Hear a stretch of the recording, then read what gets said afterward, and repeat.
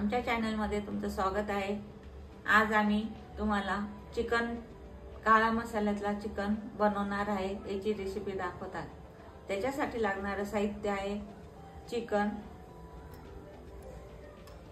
Soup साठी पहिले आपण सूप करणार आहोत, तर त्याच्यासाठी लागणार आहेत कांदा, आलं, लसूण आणि जिरं।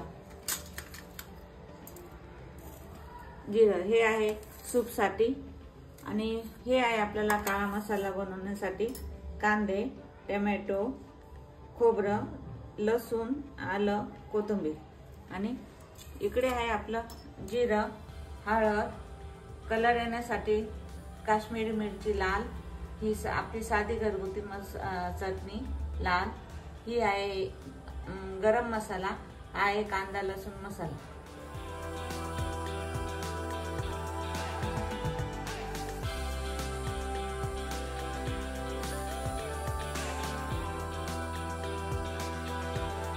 आता आपण कांदा सूप साठी बारीक करणार आहोत। आलं, लसूण, जिरं आणि मी तेव्हा तुम्हाला धना पावडर सांगायची राहून गेली होती, ती आता वापरत आहे, ती टाकू आपण 1 चमचा धना पावडर। आता हे आपण मिक्सर मध्ये बारीक करून घेऊ। आता आपण कुकर मध्ये 2 पळी तेल टाकू।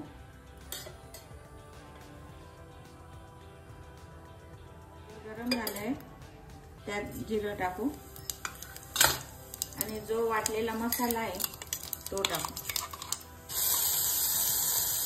यात तुम्ही एखादी हिरवी मिरची टाकू शकता चव येण्यासाठी, सूप प्यायचे राहिल्यावर।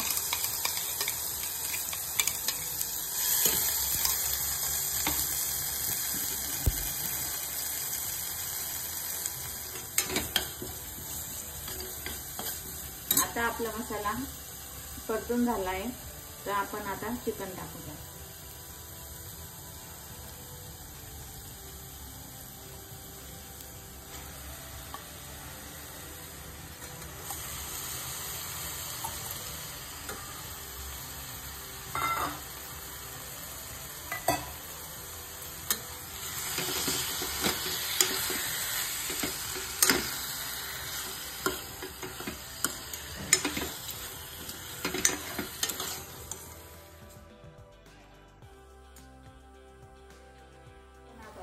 हळद टाकू।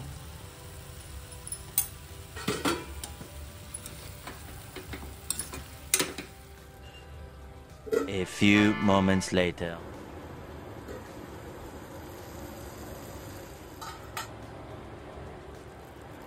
आता सूपला उकळी आली आहे, आपण झाकण लावून 2 शिट्ट्या घेऊ।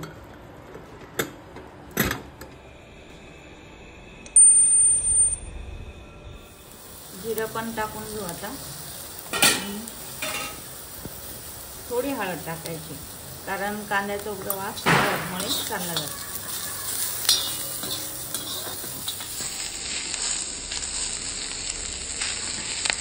मसाला झालाय आपला, काढून घेऊ आणि नंतर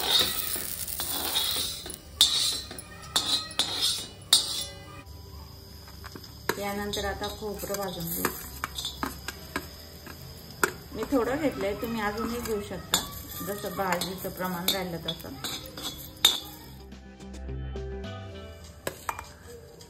आपण भाजलेला मसाला आता मिक्सर मध्ये बारीक करून घेऊ। भाजलेला मसाला टाकला, आता आपण त्याच्यात जिरा, धना पावडर, मी सगळं अंदाजे घेतलंय, तुम्हाला जसं चवीनुसार वाटेल तसं घ्या। आता हे आपण मिक्सर मध्ये बारीक करून A few moments later.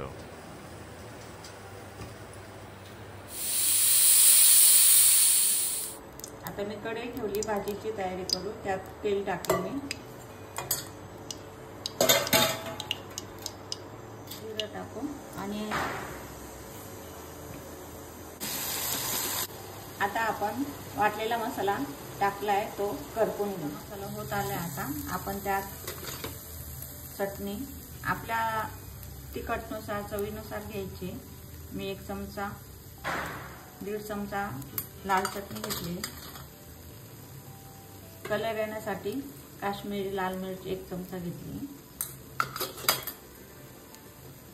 कांदा लसूण मसाला घेतला 1 चमचा, तिखट प्रमाणे घ्यायचं आपलं, 1 गरम मसाला घेतलाय आणि हे चांगलं मिक्स करून घ्यायचं। आता तेल सुटेपर्यंत परतून घ्यायचं। आता आपलं चिकन शिजलं का ते बघू। वाव, छान झालंय ते।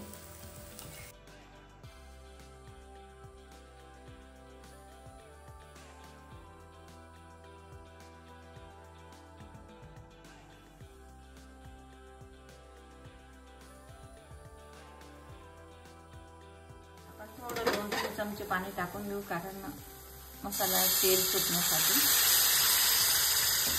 तुम्ही बघू शकता आता तेल छान सुटले मसाल्याला। आपण चिकन त्यात टाकू।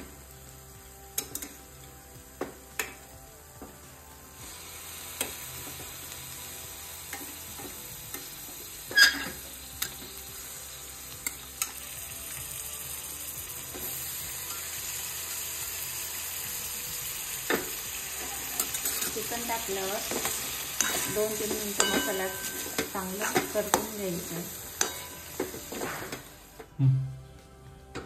आता आपले 2 मिनिटं झाले इथे। चिकन छान फ्राय झाले याच्यात मसाल्यामध्ये।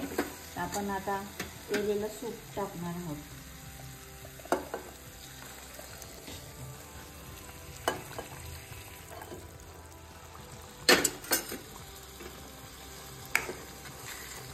तुम्हाला जेवढं हवंय रसा तेवढं तुम्ही टाकू शकता। उकळी आली आता आपण चवीनुसार कोणताही चिकन मसाला वरून थोडासा टाकू शकतो।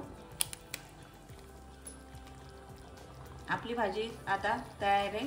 तर तुम्हाला कशी वाटली ते तुम्ही कमेंट बॉक्समध्ये सांगू शकता।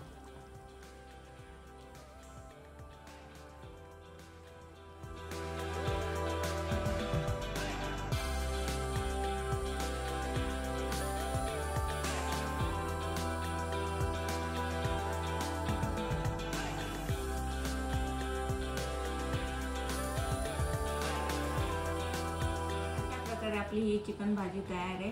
तुम्ही भातासोबत, पोळीसोबत, भाकरीसोबत हे खाऊ शकता। धन्यवाद।